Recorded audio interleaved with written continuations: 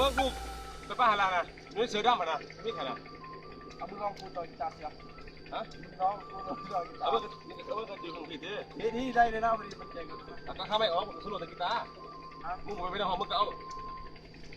มึงลองเพลงกูเอากีตาร์มึงลองเข้าใจป่ะโอ้ยฮะก็ได้เอา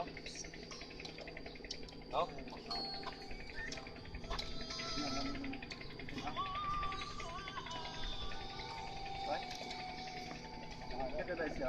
จริงๆไหมคน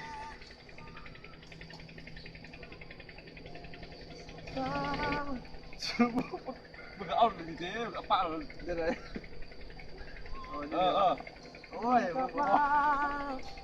มาหาคนที่รอคอยยังคอยตลอดมา